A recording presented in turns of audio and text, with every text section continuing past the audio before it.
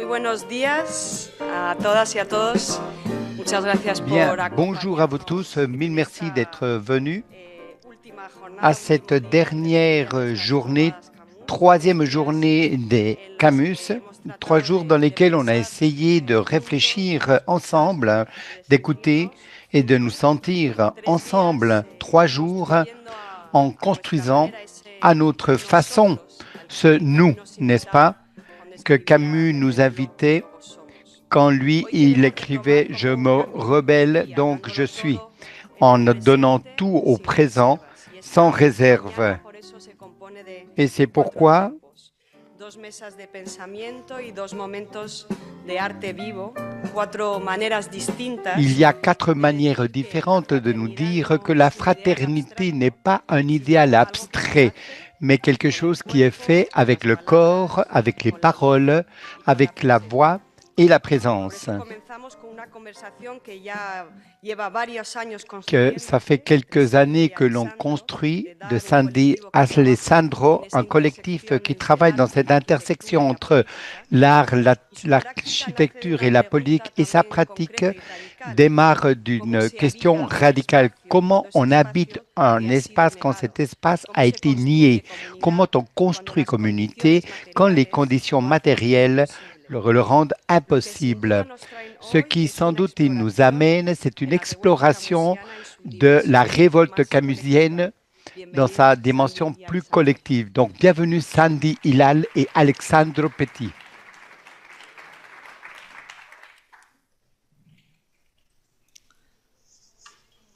Thank you, Bien, merci Sandra. beaucoup Thank you, Sandra et everyone that merci makes pour vous that tous possible. And de nous rendre actually, we were possible quite cette excited action. this Nous sommes today. We were très thinking, what does it mean en for train de us penser to de ce qui sort of se be in passe conversation? Because dans ces normally we are invited to do a compréhensions, presentation évidemment. together, and we Donc, take this challenge seriously, nous and we allons think why voir not to qu'est-ce qui marche et actually qu'est-ce qui ne marche pas. show only behind us our projects, because we Et do not nous want allons this voir to le be projet about presenting our project. et If you nous are allons interested présenter about our le project, you can projet simply go to our et vous website. We pouvez have tout a simplement aller sur le site web intensive archive, et and pouvoir le voir de we cette will accompany manière. you with Et on some va of vous these accompagner images, because maybe at the end parce que I was thinking I would like to begin je about voudrais presenting who we effectivement are vous and présenter qui how did sommes-nous we begin to work et together qui... and why did we begin to work together. So I mean, I am Sandy et Hilal. donc, je suis Sandy Hilal. I was born and raised in Palestine, Bet Sahour. J'ai grandi en Palestine. Sibtechor est une petite ville au sud de Bethléem what was called the White Intifada during the first Intifada. And I qui, definitely pendant la came première from a intifada, situation of l'intifada storm, blanche, c'est ainsi in a qu'on l'a situation dénommée, where I saw my community, my dans people, laquelle my father, j'ai vu ma mother, propre communauté, grandparents, mes sort of amis, in a mes certain way parents, mes really decided grands-parents. that it was so dangerous actually Et to have quand more les than 4 Israéliens ont Palestinians coming décidé together qu'il and était they aussi close schools, universities, dangereux de voir whatever would 4 bring us Palestiniens together. ensemble, And ils ont therefore you will fermé les understand écoles what et does les it mean universités, to be tout together espace for a colonial project. qui nous permettait And d'être that means ensemble a only été us fermé deciding to be pour together ce and projet organize colonial ourselves together was israélien. Évidemment, seen as nous a very, souhaitions very nous dangerous organiser, act vivre of en resistance. communauté, et And cela indeed, you know était what? compris comme un I acte myself dangereux witnessed de part of résistance. that they were so worried about Et j'ai été schools témoin being closed et that j'ai fait everybody in partie the neighborhood aussi came and de said, ce how many vécu kids dans do we les have in écoles. the neighborhood? Tout How le many monde students do we have? How many disait empty combien de living professeurs rooms nous avons and ici, garages combien we d'étudiants have? avons-nous And ici, I saw a combien community in d'espaces, only des 2 days garages, des salons, setting up etc. a school. Et en 2 jours, j'ai observé And comme une that communauté experience, being créer part of une that école depuis experience and zéro en deux understanding what jours. does it Et mean avoir été to témoin de cette decide, expérience et de and what comprendre actually does it mean, I have to say, when we ce speak que cela about supposait, et je dois self-determination reconnaître que in lorsqu'on Arabic, parle de self-determination is autodétermination en arabe, ce حرية terme, المصير, and that means is your right to decide your at-tariq becoming. al-mafir, ça veut dire And votre in that droit sense, à décider votre avenir, votre être, votre existence, c'est-à-dire le premier acte, la première acte qui avait fait des personnes, tout simplement en amenant 18 vaches au village pour avoir notre propre lait, et les Israéliens ont décidé de nous laisser en quarantaine parce que nous avions décidé de produire notre propre lait, et ils ont décidé que les vaches étaient extrêmement dangereuses et que les personnes, finalement, ils ont dû cacher les vaches dans des petites ruelles, dans les salons, pour échapper à l'armée israélienne. Donc, simplement, observer, vouloir tout simplement produire notre propre lait et apprendre aux prochaines générations comment on peut obtenir cette production laitière. Eh bien, regardez jusqu'à quel point cette obsession, ce qu'ils exigeaient simplement, c'était pouvoir produire leurs propres produits laitiers pour apprendre à leur enfant faire un yaourt ou faire un fromage. Et dans notre cas, il me semble que j'ai eu l'occasion d'aller faire des études d'architecture en Italie. J'ai connu Alessandro et nous avons continué avec notre doctorat. Et puis ensuite, j'ai décidé de revenir en Palestine quand j'étais justement enceinte de ma première fille. Nous sommes un couple sentimental et nous travaillons ensemble. Et nous souhaitions que notre fille puisse grandir avec cette grande famille que nous avions. Et une fois de plus, quand nous avons vu cette question de la première intifada, on s'est dit, mais que peut-on faire? Nous sommes des jeunes étudiants de doctorat qui ont présenté leur thèse et c'était si dur de commencer dans cette circonstance car tout ce que nous avions face à nous, c'était de pouvoir ou travailler dans un cabinet d'architecture ou tout au plus être professeur assistant pendant 20 à 30 ans jusqu'à l'on puisse finalement obtenir notre place à l'université.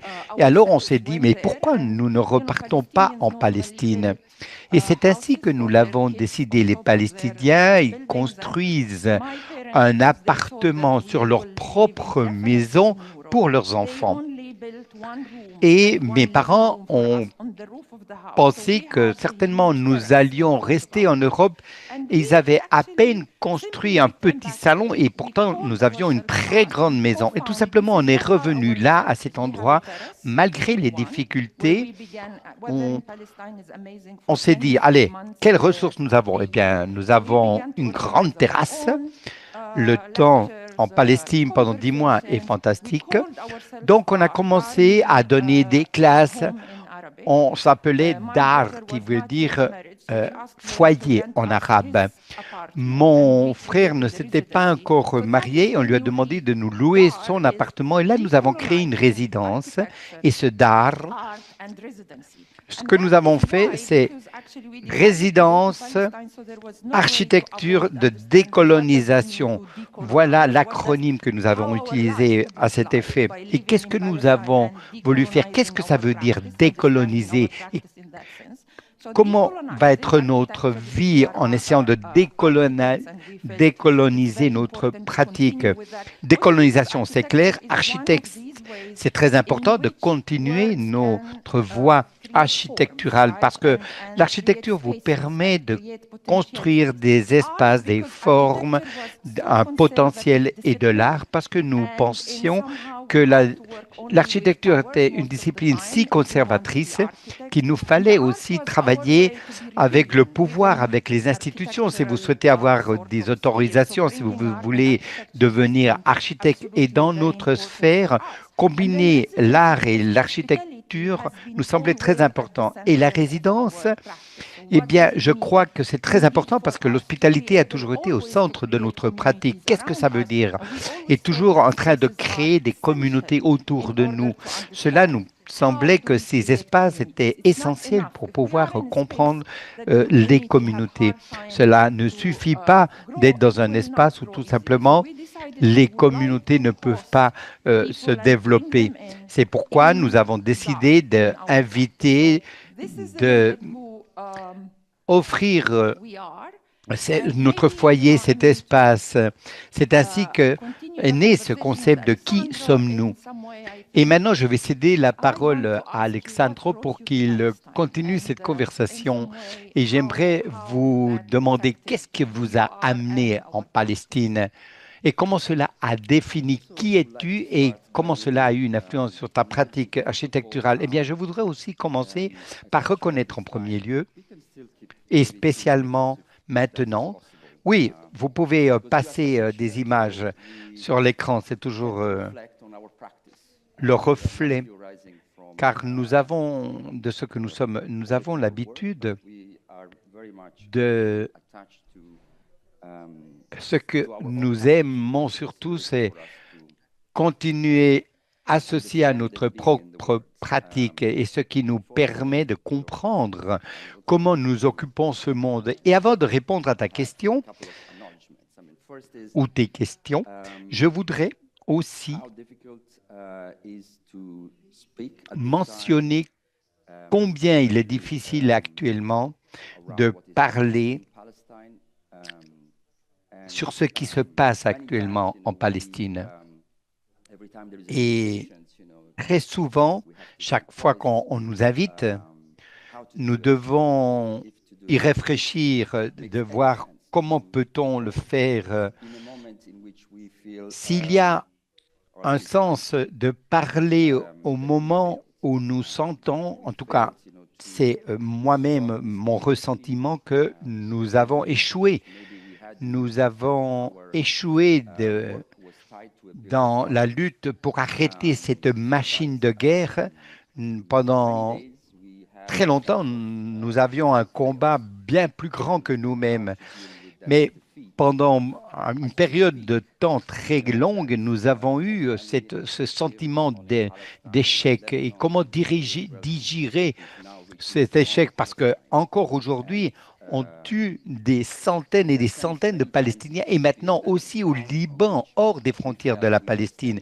Et nous avons le sentiment que le sol sur lequel nous étions est en train carrément de disparaître. C'est pourquoi, en premier lieu, j'espère que vous puissiez comprendre que nos paroles et nos volontés est bien d'essayer de continuer à vivre dans ce monde-ci. Mais malheureusement, toujours traversé par ce sentiment horrible de l'échec. Sans doute, nous faisons partie d'une grande et large trajectoire de survie depuis 1936 avec les premières révoltes arabes, la première intifada en 87, puis ensuite les printemps de 2011, puis les manifestations également d'étudiantes les plus récentes. Tous ces jalons nous ont permis de comprendre qu'un grand nombre d'entre nous, nous n'avons pas abandonné la lutte et on ne va pas accepter la réalité telle qu'elle est et nous continuons à lutter pour obtenir un changement. Bien. Je ne sais pas si je veux répondre à tes questions, franchement, mais je dois quand même mentionner que j'ai accepté cette invitation de Sandra pour établir ce dialogue. Comme vous pouvez observer dans les images sur l'écran, normalement, nous partageons lors de nos classes ces questions-là. Il semblerait que des fois, tout est très contrôlé, n'est-ce pas? Et peut-être que maintenant, on voudrait davantage rappeler ces jours-là où peut-être on pouvait entamer des conversations entre nous et avec vous tous d'une façon beaucoup plus facile et comprendre ce débat aussi comme une forme de produire une connaissance et considérer ces dialogues comme quelque chose de très précieux, aussi précieux que la lecture d'un livre ou encore la possibilité de voir un film ou même de pouvoir écouter un exposé, un discours préparé. Peut-être que ces images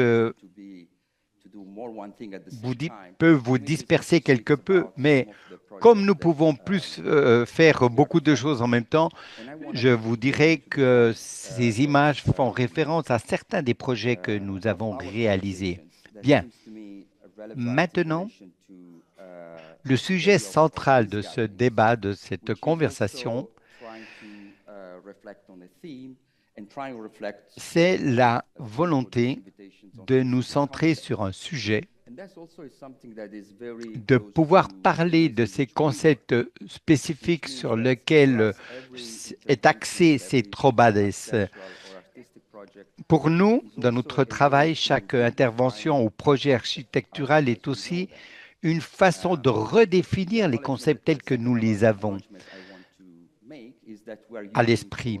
Parce que la deuxième affirmation que je souhaiterais vous faire ici, c'est que nous utilisons des outils coloniaux. D'abord, l'anglais pour moi n'est pas ma langue natale, c'est l'italien. C'est aussi une langue coloniale, c'est vrai, comme l'espagnol, mais c'est vrai que chaque langue a, en premier lieu, et je dois le reconnaître, que la langue est très loin et d'une certaine manière, dans la langue, il y a une certaine façon inhérente de violence. Hier, on avait mentionné très brièvement que c'est très difficile de recadrer ces termes.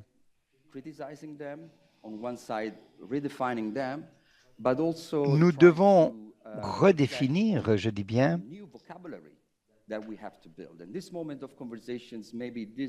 et actuellement,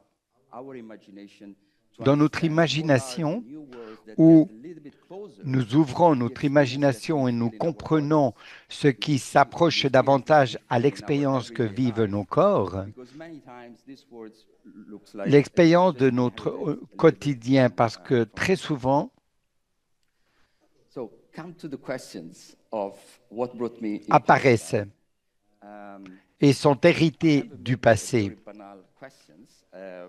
Bon, j'ai une question peut-être un peu banale. Je me rappelle, oui, enfin la réponse est simple, c'est l'amour. Parce que j'ai connu Sandy en Vénétie et à cette époque, à Venise, donc je l'ai connu, et je n'étais pas à l'époque quelqu'un de religieux. Et j'avais peut-être une manière concrète de réfléchir la Palestine, j'avoue. Et c'est difficile. Tout est filtré, médiatisé par des canaux singuliers.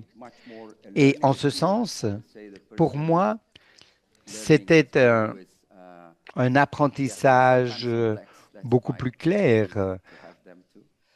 En effet, oui, vous pouvez continuer avec ces diapos, il n'y a pas de souci. Certains apparaissent tels quels.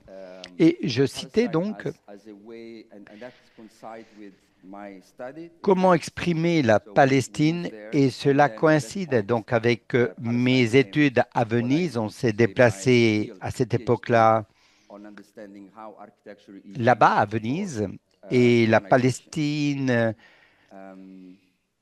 était présente, et on s'est rendu compte comment on utilisait l'architecture dans ce projet colonial. J'ai d'autres choses à dire, mais si tu veux, tu peux prendre le relais. Non, je continue. Ben, d'accord, allez. Je vais aussi un peu faire de l'improvisation sur les images que vous êtes en train de voir en même temps, qui sont associées avec certains de nos projets, comme je disais auparavant.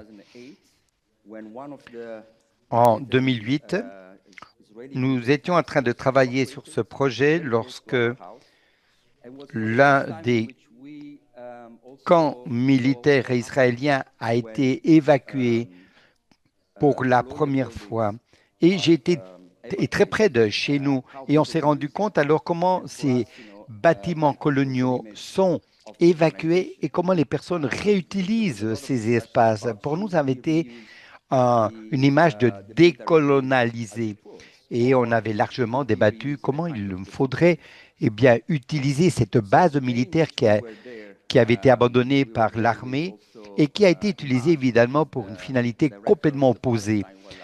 Et ce jour-là, nous étions avec Eymark, qui était le directeur d'une association palestinienne, et Oussoulan, qui était le nom de la base abandonnée par l'armée israélienne, était un espace incroyable pour les voies de migration des oiseaux, cette zone-là.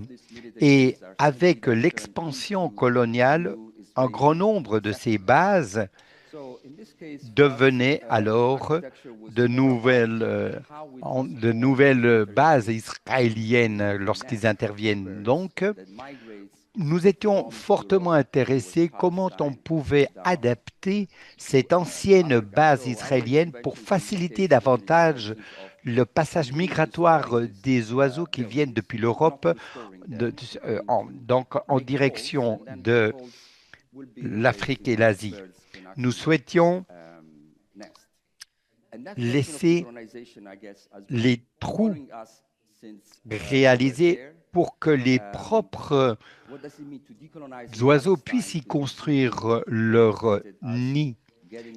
Que veut dire décoloniser la Palestine, c'est-à-dire détruire n'importe quel témoignage du colonialisme israélien? Mais au moment où nous sommes revenus en Europe, parce que à présent nous vivons ici en Europe, tout a changé, le sens a changé. Qu'est-ce que ça veut dire décoloniser? Car évidemment, depuis l'Europe, on peut être solidaire avec la Palestine, mais il me semble qu'il faudrait quand même réaliser un travail spécifique des institutions. Par exemple, que faire ici en Europe comme exposition dans les universités, dans les musées? Ici, vous voyez des expressions modernes du colonialisme qui est affichée et comment l'espace peut être compris d'une manière ou d'une autre avec des finalités coloniales ou non. Et ce moment-ci continue ce travail, ces espaces, est peut-être notre façon de continuer à trouver les nouveaux espaces où nous pouvons intervenir, parce que ce n'est pas toujours possible de le faire depuis l'espace palestinien. Pour moi, il avait été impossible de continuer à vivre en Palestine, malgré que nous sommes mariés, nous avons des enfants. Chaque fois qu'on devait traverser la frontière, je dois passer des heures et des heures dans des interrogatoires et je ne sais même pas si les autorités israéliennes vont me permettre de revenir un jour. Ce sont les conditions dans lesquelles j'ai vécu pendant plus d'une décennie. Et pour moi, ça a été utile que de comprendre l'énorme privilège qu'ont les Européens que vous puissiez voyager à n'importe quel endroit du monde. Cette liberté de mouvement est extraordinaire. Et c'est un privilège parce que l'Europe a colonisé le monde entier, mais nous, on ne vit pas cette circonstance et c'est le type de structure dans laquelle on se trouve et que l'on ne peut pas normaliser. C'est l'une des leçons apprises dans les camps de réfugiés. Bien, je vais continuer si tu me le permets. Je vais commencer à vous parler des camps de réfugiés en Palestine et non pas comme architectes qui sommes intéressés dans la décolonisation. La première chose qui vous vient à l'esprit, c'est où naît la décolonisation. Ce sont effectivement les camps de réfugiés en Jordanie et d'autres cas. Et on réfléchissait, nous, comme architectes, comment pouvions-nous tourner la page au-dessus, par exemple, d'une colline, au lieu d'être là pour séparer les Palestiniens ou séparer des territoires, comment cela pourrait devenir un espace public qui puisse nous unir à tous au lieu de nous séparer. Et en travaillant sur ces espaces, on a commencé à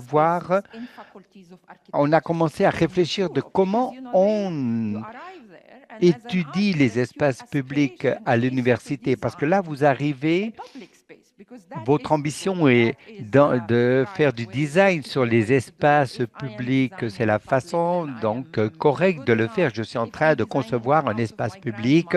C'est ce que l'on souhaite des architectes. Ou si je suis en train d'imaginer la maison de ma grand-mère, ça sera quelque chose de beaucoup plus subjectif, mais à l'université ou les institutions, ils nous demandent carrément de concevoir une place publique, un espace public, et on se sent toujours très fier de cela. Mais en arrivant en Palestine et en commençant à travailler sur les anciens camps israéliens, on se rend compte que les Palestiniens ont des façons si différentes à concevoir les espaces hors de ces espaces institutionnels. Le marcha, par exemple, c'est la manière dans laquelle l'on fonctionne sur des collectivités avec des agriculteurs, avec des éleveurs palestiniens, où conjointement, ils se dirigent et travaillent sur des surfaces à l'extérieur. Et chaque année, vous changez. Vous ne pouvez pas vous approprier de ce territoire car chaque année, il change et on travaille différemment entre tous. Et quand vous êtes plus actif dans le matcha, eh bien, la nature publique revient. Et ce qu'a fait Israël là, et il faut être très conscient du terme public, que ce soit Macha ou n'importe quelle autre façon collective d'agir, eux, ils arrivaient et les Israéliens faisaient un design complètement différent et nommaient ces espaces publics comme tels. Mais les Palestiniens ont été interdits de toute activité collective. Ils ne peuvent pas le faire dans leur pays. Et pourtant, nous sommes des personnes honnêtes et nous devons réfléchir, mais pour qui sommes-nous en train de concevoir cela? Pour qui cette collectivité collective publique? En Europe, par exemple, l'espace public n'exige pas de personnes. Mais nos machas ne pourraient jamais fonctionner si la communauté ne désire pas réaliser cette tâche pour un bien commun.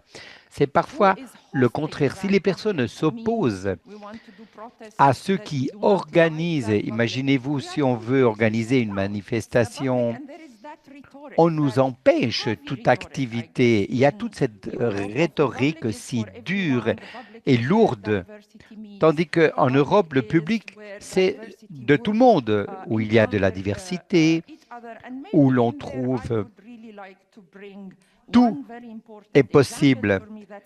Et c'est là où je voudrais vous donner un bel exemple et que j'avais dans la tête depuis 8 ans, quand j'ai commencé à travailler, à réfléchir comme technocrate dans les institutions, dans l'Agence des Nations Unies de protection aux réfugiés. Et jusqu'à 14h30, eh bien, dans la matinée, je pouvais travailler pour prendre des décisions et concevoir les camps de réfugiés. Et dans l'après-midi, je réfléchissais sur quoi cela impliquait une décolonisation. Je me trouvais donc d'une certaine manière à 2 places différentes. Et cela m'a permis de comprendre comment je pourrais travailler d'une manière complètement différente. Et par exemple, pourquoi nous n'avons pas, nous les Palestiniens, eh bien, des grandes avenues de manière, à la manière italienne? Et nous n'avons pas ces espaces-là.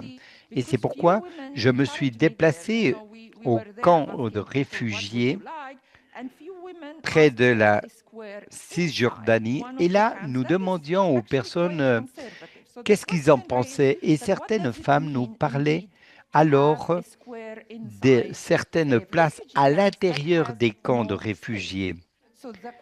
Et c'est une question intéressante car il n'y a pas d'État présent dans les camps.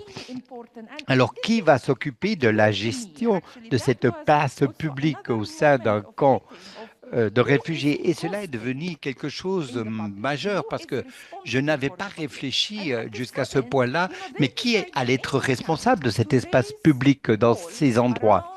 Et ils ont décidé au sein de ce camp de réfugiés de construire eh bien, des murs et au plein milieu du camp de réfugiés avec des portes mais sans aucun toit.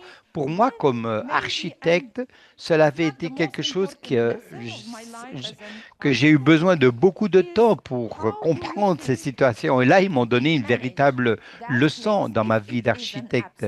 Ils m'ont appris, en effet, comment on pouvait gérer cet espace si c'était un espace abstrait. Il n'y avait pas de commune, il n'y avait pas de mairie. Et ils m'ont donné plusieurs exemples pour ce faire. Imaginez plusieurs femmes qui se réunissent et qui occupent cette place. Bien, et qui souhaitent avoir aussi une certaine intimité, pouvoir rire, chanter, faire une fête. Peut-être vous avez vu certaines de ces images et en ce sens, les personnes pourraient voir cette fête sans être invitées et pourraient ainsi prendre la porte ou sortir par la porte. À l'intérieur de cette place, il peut y avoir des enfants qui jouent au football, par exemple, et s'il y a une femme enceinte qui passe à côté, enfin, moi, je pouvais imaginer que tout d'un coup, ce ballon pouvait frapper cette femme. Et ces femmes m'expliquaient qu'elles étaient responsables de cet espace public des rues et de la place. Et elles devaient définir qui était le responsable de chacun de ces espaces ainsi créés. Et elles me disaient qu'on ne pouvait pas permettre l'arrivée des gens sans contrôle. Il fallait un seuil. Un seuil. Et c'était pour elle quelque chose de très important pour une communauté, pour s'auto-organiser cet espace public. Nous, normalement, on n'a pas besoin de seuil parce que finalement, l'État gère les personnes. Mais si ce sont les personnes qui gèrent un espace collectif, il faut mettre ces seuils pour être clair de qui est l'amphitryon et qui est l'invité en ce sens. Et en réalité, nous n'avons pas d'amphitryon monothéiste unique. Si nous sommes une communauté, le rôle de l'amphitryon change constamment et cet amphitryon doit assumer la responsabilité de s'occuper de cet espace. Et pour moi, pour le dire de manière quelque peu brutale, je dois vous avouer que c'est l'une des leçons les plus importantes que j'ai pu apprendre dans les camps de réfugiés et que j'ai amené en Europe et qui a été ma manière de voir comment était la vie de quelqu'un qui revenait d'un camp de réfugiés. Je vais redonner effectivement le micro à mon compagnon, mais voilà un peu mon expérience dans les camps de réfugiés. Bien. À présent, je voudrais franchement me mettre le chapeau, la casquette de prof. Et concernant les mots que nous utilisons, je voudrais revenir sur l'une des paroles qui a été utilisée par Sandy.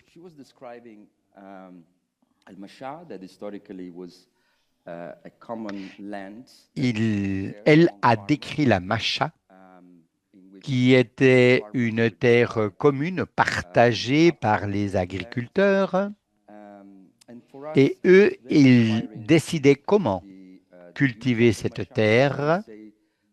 Et pour nous, ça avait été très intéressant que de voir l'utilisation de ce macha et des terres communes avant cette phase. Ce sont des terres traditionnelles et c'était des terres communes sans l'intervention de l'État. On étudie dans les universités que pour comprendre la ville, il faut définir quels sont les espaces publics et les espaces privés. Celui-ci était un espace public et chez nous, nous avons un espace privé. Mais dans les camps de réfugiés, cette catégorie n'a aucun sens. Absolument pas. Dans un camp de réfugiés, il n'y a pas de mairie, il n'y a pas de commune. Il y a des rues, oui, mais l'éclairage public n'est pas installé par une mairie. Il n'y a aucune entité publique qui va s'occuper de ces espaces. Même dans les foyers privés, même si tout le monde sait qui a construit la maison et qui a investi l'argent pour construire au sein même d'un camp de réfugiés, personne a un titre de propriétaire de la maison qu'il a construite, car il faut rappeler que les camps de réfugiés avaient été construits pour être quelque chose de temporaire. Donc, en arrivant sur un camp de réfugiés, toutes les connaissances que moi je pouvais en avoir en tant qu'architecte, en toute cette connaissance occidentale, alors ne me servait à rien pour comprendre l'organisation et l'aménagement de ce camp. Et donc, cette idée que j'avais sur l'espace public et l'espace privé, cette différence n'avait aucun sens au niveau donc, du camp. Donc, alors, on a utilisé le concept d'Al-Masha. Le concept d'Al-Masha nous permettait quelque part de comprendre jusqu'à quel point ce qui est commun dépend de ce souhait des gens de créer quelque chose de partagé. Et c'est quelque part un peu à l'opposé du public. On a trop habitué à jongler avec cette histoire ou cette manière de voir le public ou le privé. Et cette idée nous empêche de nous rendre compte qu'il y a d'autres manières de vivre, d'autres manières qui ne se resituent pas sur le privé ou sur le public. Alors, il y a ces deux royaumes, deux espaces différenciés. Et dans notre vie, on a du mal à pouvoir sauter d'un concept à l'autre. En Palestine, il y a un pouvoir colonialiste et des camps de réfugiés. Et là-bas, on peut très bien comprendre ce que organiser la vie et comment la vie se produise. Et comment, en fait, les gens décident de s'organiser au sein d'un camp de réfugiés. C'est l'espace le plus adapté pour comprendre cette dichotomie. Dans cette conversation, dans cet échange, il faut que l'on s'arrête aussi. Comment est-ce que quelque part, en fait, on ne respecte pas ces espaces publics-privés dans notre vie de tous les jours pour quelque part, pour produire quelque chose qui ne soit pas tout public ou tout privé ou qui ne soit pas géré complètement par les sphères publiques ou par les sphères privées. Et c'est vrai que ces dernières décennies, on a réfléchi à comment pouvoir ouvrir ces espaces partagés et faire en sorte que ces espaces ne soient ni publics ni privés. Et c'est cette réflexion que nous tenons à partager avec vous. Quand on parle de camps de réfugiés, euh, peut-être que dans ce concept d'idée, cette idée nous ramène à la fraternité. Peut-être que le mot ou le concept de fraternité, il faut le revoir quand on parle au camp. Peut-être qu'on pense à une tente ou que l'on pense à quelque chose de semblable. Mais les camps de réfugiés en Palestine ont été construits il y a des décennies. Maintenant, il ne s'agit plus de tentes. Et il faut revenir, il faut revoir, il faut redéfinir ce que c'est un camp de réfugiés. C'est vrai qu'il y a l'histoire du déplacement qui est toujours présente, mais il y a encore un autre concept qui va nous permettre de comprendre cette dimension de camp de réfugiés, et c'est la temporalité. l'occupation la présence est temporelle. Alors, l'occupation d'Israël aurait dû se finir, mais l'occupation continue à être là. Le droit au retour a été des Palestiniens a été laissé pour plus tard, et ça depuis très très longtemps. C'est-à-dire selon le droit international, bien évidemment. Mais quelque part, ce droit de retour est un peu dans une sorte de suspension. Et les camps des réfugiés, c'est la représentation architecturale de la crise politique. Quand on ne sait plus quoi faire avec la possibilité de s'ouvrir, que la communauté s'ouvre à une personne, les solutions juridiques, c'est les solutions juridiques, les solutions autres, en fait, se retrouvent dans cette sorte de suspension et qui va obliger aux personnes de rester dans une sorte d'impasse, dans cet espace en pointillé, en suspension. Et quand cette condition se prolonge aussi longtemps, alors depuis la Nakba en 1948, et quand je pense à cet état, à cette réalité, j'ai le sentiment perdu que j'ai perdu un peu du sens.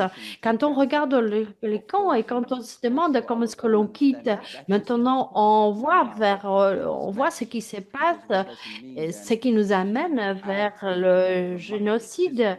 Et cette réalité actuelle casse complètement les idées préconçues ou les idées que nous avions en avant. Comment est-ce qu'on peut casser avec cette histoire qui est là depuis 1948 et qui continue à être présente?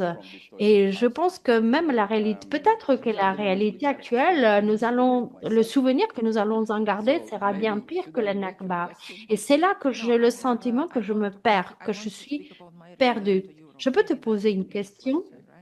Alors, moi, je voudrais parler de mon retour en Europe. Alors, peut-être que je ne devrais pas t'interrompre, je ne sais pas. Est-ce qu'on a du temps? Est-ce qu'il faut est-ce qu'on a encore du temps? Parce que moi, je voudrais vous expliquer comment est-ce que je suis revenue en Europe. Pour moi, c'est très important de pouvoir partager ce retour et surtout certains sentiments liés à ce retour. On a été très aimable, mais je crois que maintenant on arrive à la fin de la conversation et peut-être on va ouvrir la porte à l'affrontement. Alors, je suis passée par plusieurs étapes dans ce qui est mon itinéraire de vie. Jusqu'à mes 17 ans, j'ai vécu en Palestine. J'ai connu le colonialisme et j'ai lutté contre le colonialisme par le biais d'une intifada pacifiste. On s'organisait, on résistait. Ensuite, je suis partie en Italie faire mes études. Je suis partie en Europe. Alors, et là, j'ai retrouvé une génération dont leur vécu n'avait absolument rien à voir avec mes valeurs, mes manières de voir. Mes collègues en Italie étaient en train de détruire énormément de choses. Et ils étaient en train de détruire la famille, de détruire l'État. Et moi, je venais d'un espace qui n'avait absolument rien à voir avec ce que je retrouvais en Italie. C'est vrai que c'était un moment où les choses étaient très difficiles. On avait des difficultés à les dire. Au moment de l'intifada, nous avions en tête l'idée que notre monde était possible. J'ai quitté la Palestine, j'arrive en Italie, j'ai fait des études d'architecture moderne. Et on devrait voir comment la modernité et le colonialisme vont de pair dans les destinations coloniales. Quand ils sont venus en Palestine, ils ne nous ont pas dit, nous sommes venus vous voler vos terres. Ils nous ont dit qu'ils venaient nous moderniser, nous civiliser.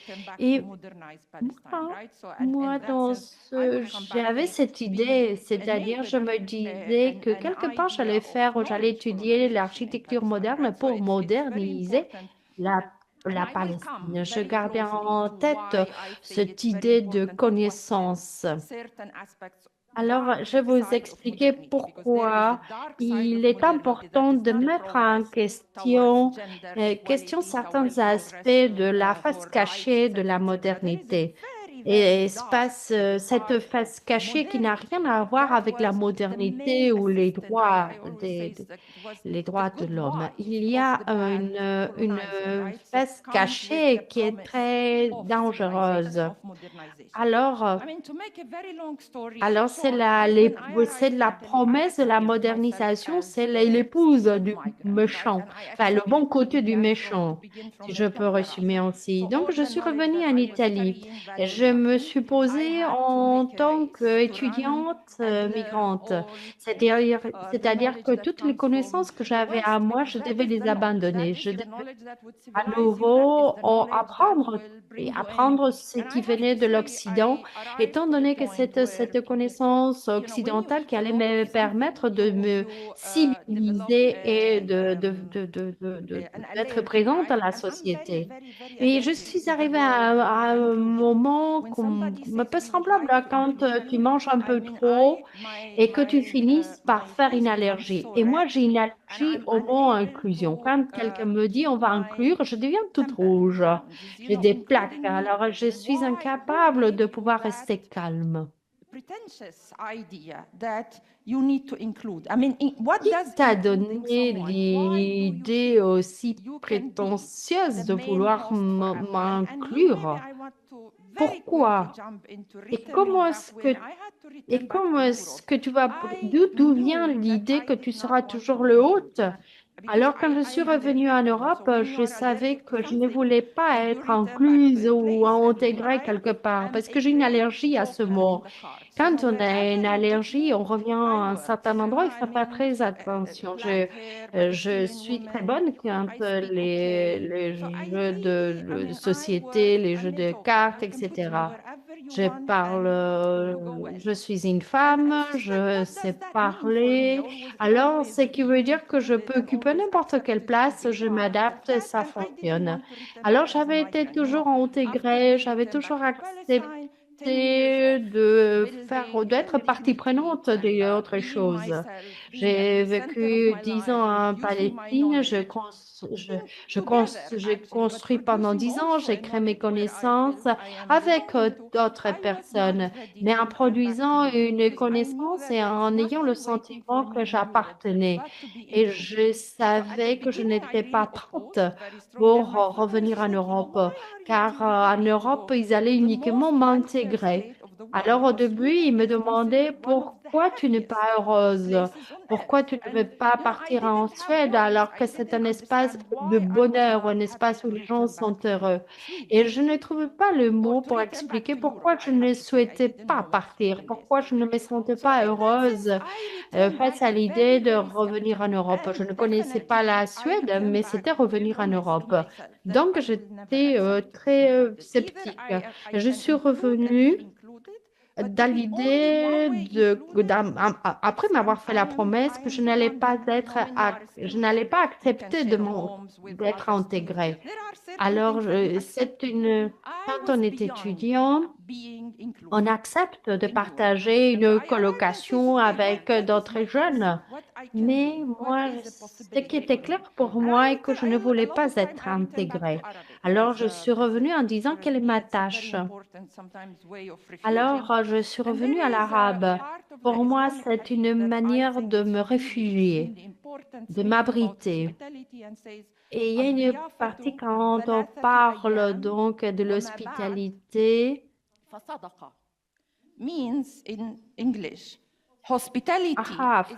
Veut dire l'hospitalité est pour 3 jours. Et après 3 jours, l'hospitalité devient charité. Alors, la question que je me suis posée à moi-même était qu'est-ce que je veux vivre le 4e jour après mon arrivée en Suède? Je vais être acceptée d'être une invitée pendant les 3 premiers jours.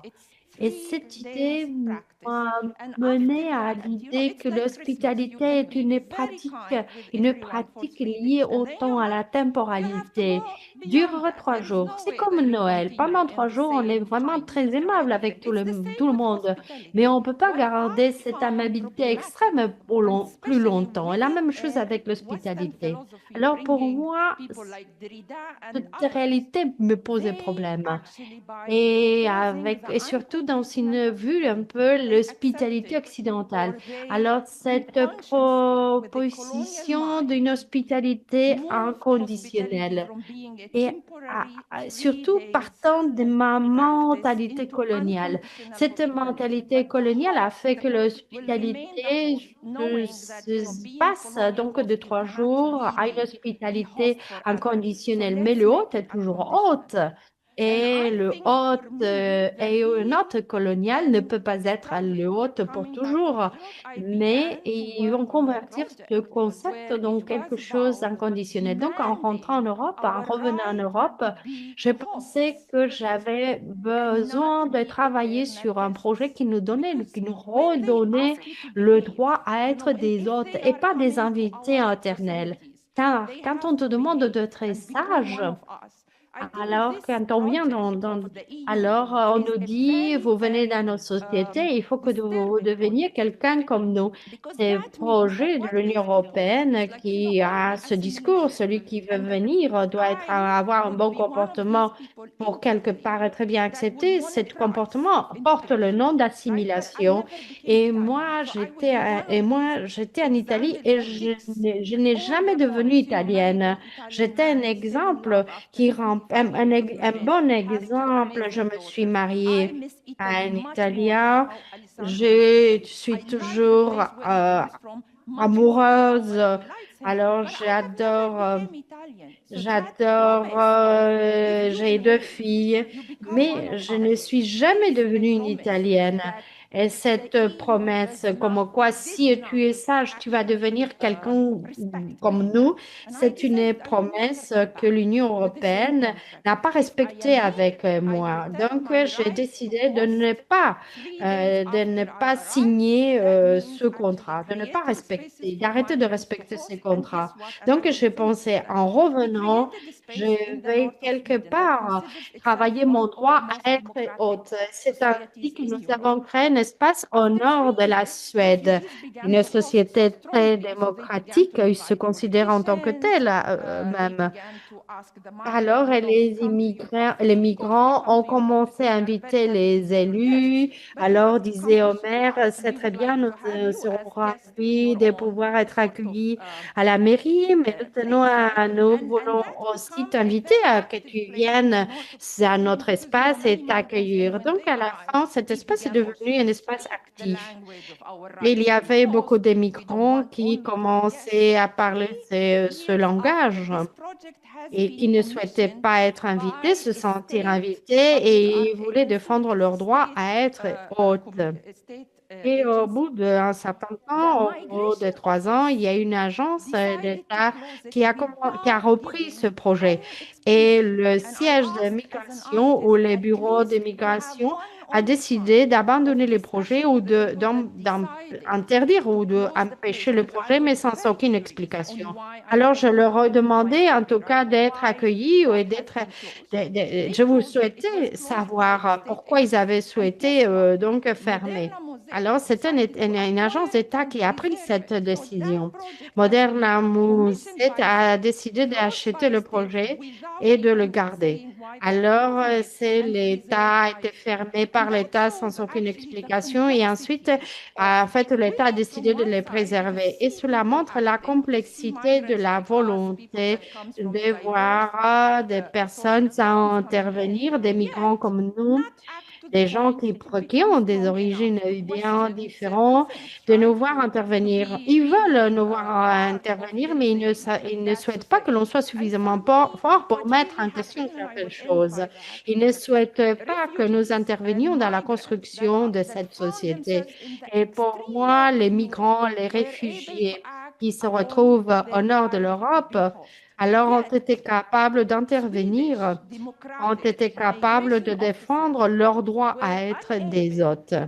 De toute manière, les fonctionnaires et les élus suédois n'ont pas été capables de se voir comme étant des invités et donc arrêter de se voir comme si c'était les sauveurs du monde. Alors, si vous découvrez, si vous sentez que vous n'intervenez que comme hôte, il faut que vous vous posiez des questions sur votre héritage colonial. Car il faut donner aux gens qui arrivent en Espagne, il faut leur donner la possibilité, au bout de 3 jours, de se sentir hôte, de pouvoir accueillir d'autres personnes. Si ce n'est pas possible, dans ces cas-là, il faut mettre en question l'héritage colonial de l'Europe. Merci.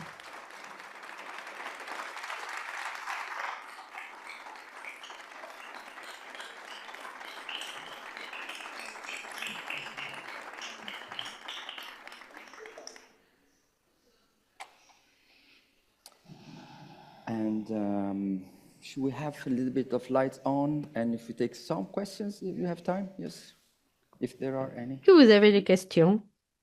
Nous avons du temps pour quelques questions, pour quelques commentaires.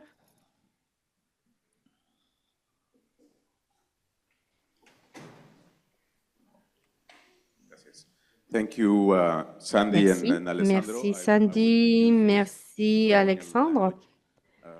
Alors, je vais utiliser le langage colonial et je vous prie de m'excuser, car l'espagnol est bien évidemment un langage colonial. Alors, je voudrais vous demander, ma question a trait à l'idée,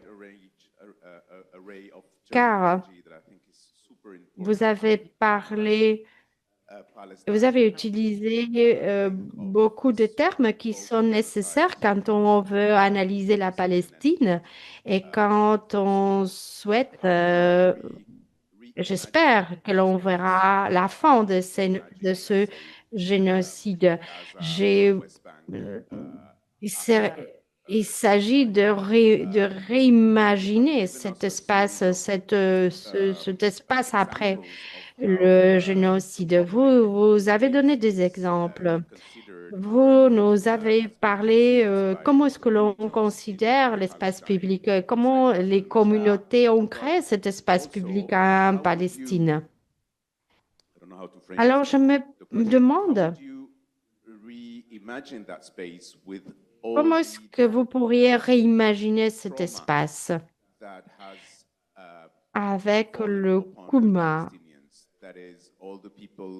avec tout ce que les Palestiniens ont souffert dans leur âme, tous ces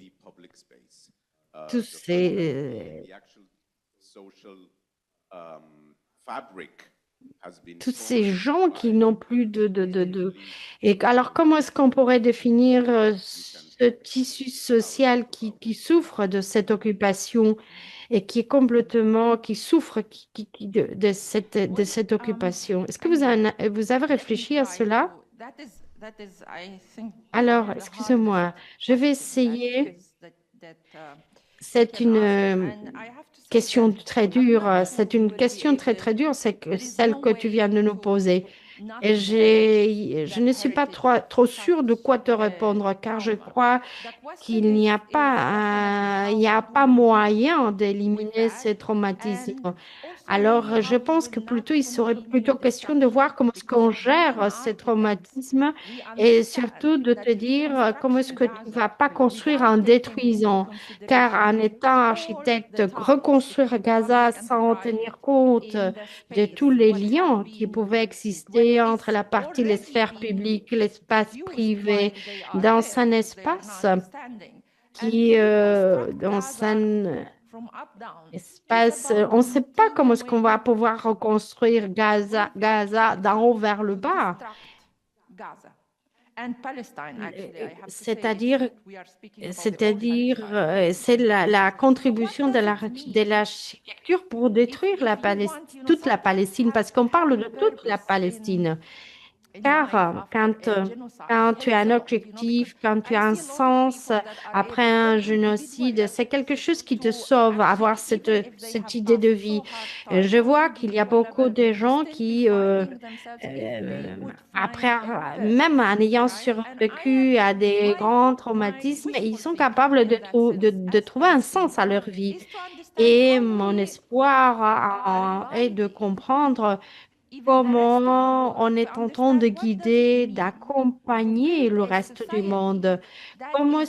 Quel est notre récit pour que tout le monde comprenne et comment donc parler d'une société qui se construit à cheval entre la sphère publique et les sphères privées et qui n'est pas aux mains du capitalisme et qui est comment on peut vivre ensemble dans le monde. Je vais te donner un exemple. En tant qu'architecte, alors je suis tout à fait... je- Ma grand-mère a travaillé pendant 20 ans pour acheter 500 mètres carrés à Betsahon où elle a construit. Alors, donc, tout le monde est venu nous aider. Alors, tout le monde nous a aidé à construire cette maison. Alors, c'est mon appartenance à la Palestine car j'ai eu la chance de pouvoir vivre là où ma grand-mère nous a enracinés. Et je suis tout à fait contre que l'on appelle cela une propriété privée. De même que quelqu'un ici pourrait acheter 10 appartements qu'il ne connaît pas, qu'il n'a jamais visité. Le concept de propriété privée n'a absolument rien à voir. Quand on parle de public et privé, quand on considère ce que ma grand-mère m'a fait et donc c'est que autant de grands-parents ont légué et là, il y a des petits-enfants qui essaient de reconstruire ce legs.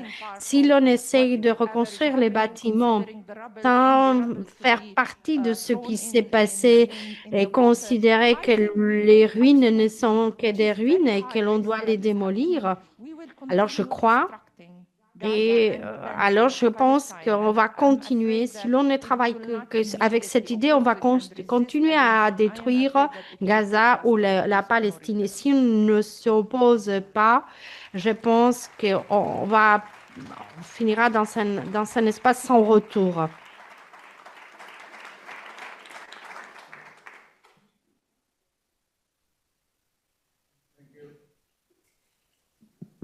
Now, thank you for your Merci, enlightening merci énormément.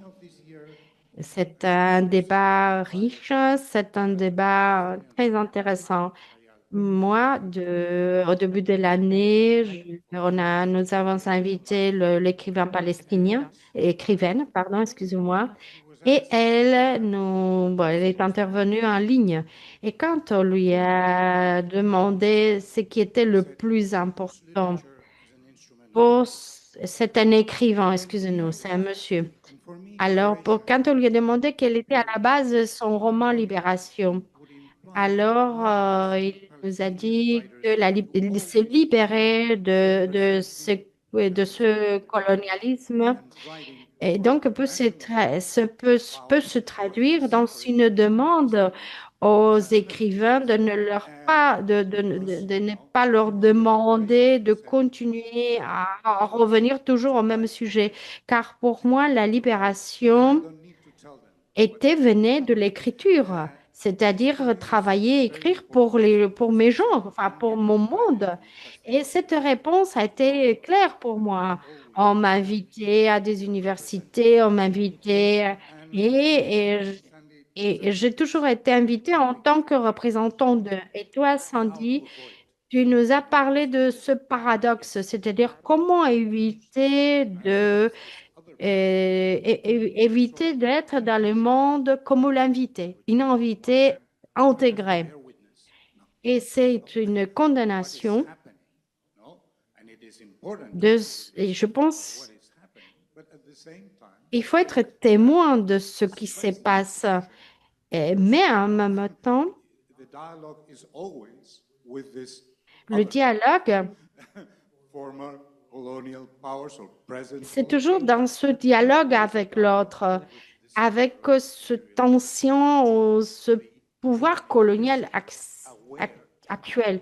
Mais c'est une manière de rendre l'impérialisme chronique. So, how can Et, one et bien évidemment, il y a plus sûr que celui qui ne veut pas écouter. On peut expliquer ce qui se passe, mais il faut que les gens puissent vouloir nous écouter. Il faut qu'ils souhaitent nous écouter. Quand on parle de liberté, quand on parle d'une expérience et quand on utilise l'art, la littérature pour créer un dialogue avec d'autres êtres humains, in the same role? I was wondering. en changeant de casquette, je voudrais rajouter un détail. Pour moi,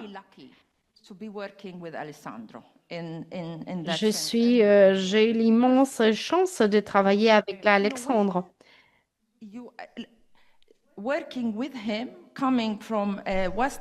Quand j'ai travaillé avec lui et avec ses connaissances européennes sur la base de l'amour, car parfois on n'est pas tellement conscient de ce que l'amour nous apporte. Il faut le comprendre, il faut l'intégrer. Car un élément qui a été impossible quand je suis arrivée en Europe, dû au fait que la Palestine se trouve dans une situation de menace constante. Et nous nous opposons,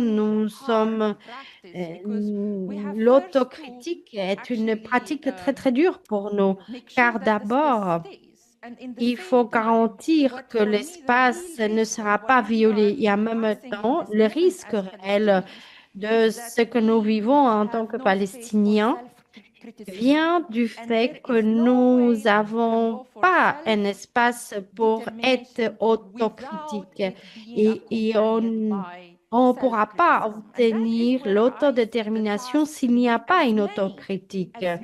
Et c'est que la tâche de beaucoup d'intellectuels dans le monde qui peuvent se réunir et qui devraient venir, mais sans venir nous donner des leçons. Et l'Europe pense que le rôle européen est d'apprendre aux Noirs, d'apprendre. Et non, tu ne peux pas être accueilli toute ta vie. Moi aussi, je sais faire des choses. Alors, pourquoi il faut que je ne dise rien? Pourquoi il faut que je me taise dans un espace où je ne suis considérée que de haute? Et pourquoi je ne peux pas apprendre aux autres comment faire pour sauver la planète, etc. Alors, les institutions européennes viennent toujours pour donner des leçons en pensant qu'ils peuvent donner des leçons. Alors, si l'on veut travailler ensemble, il faut être capable et donc, voir un peu que les droits au retour pour les Palestiniens. Alors, moi, je n'avais jamais fait ce parcours seul.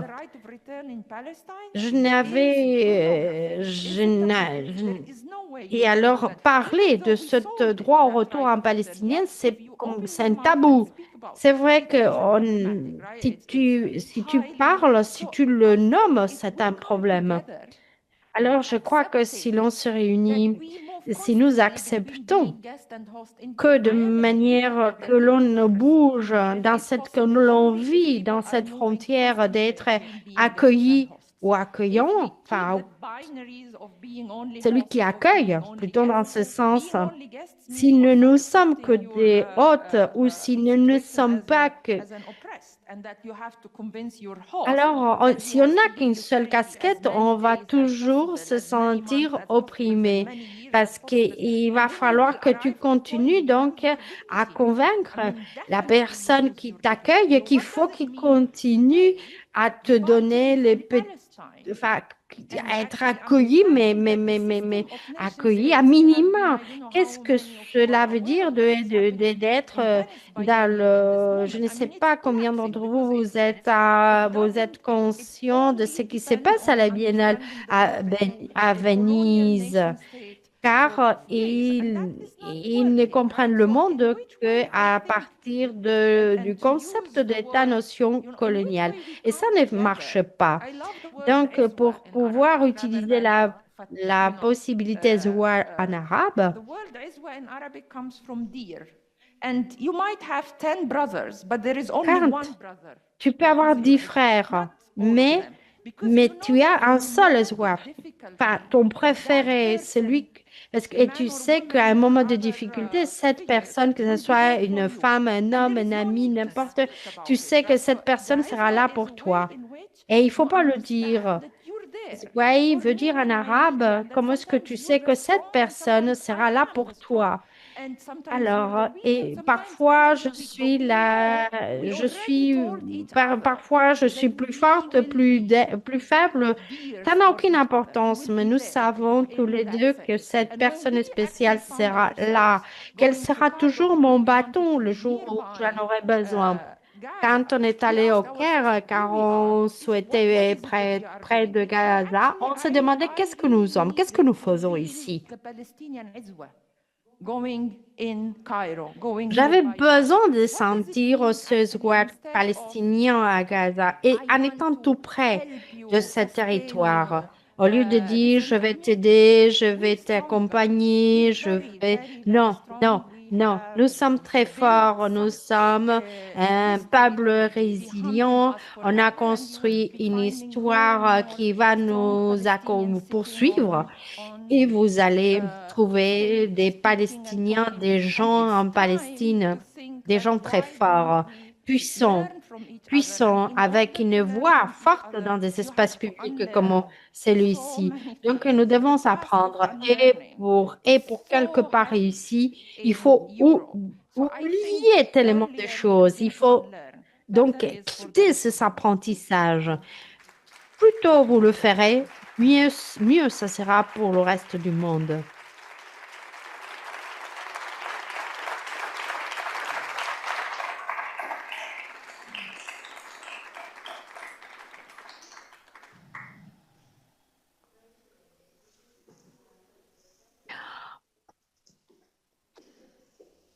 Bueno, pues muchísimas gracias a los Merci, dos por merci aux deux, à vous deux. Car quelque part, vous êtes venus nous apprendre à essayer de désapprendre quoi. Et surtout que je crois que vous nous avez aidés de nous décentraliser, pour ainsi dire. Merci. Merci d'avoir été avec nous et merci d'avoir senti que vous étiez là, que quelque part vous étiez en face. Nous, on était juste de l'autre côté. Merci de tout ce que vous nous avez appris.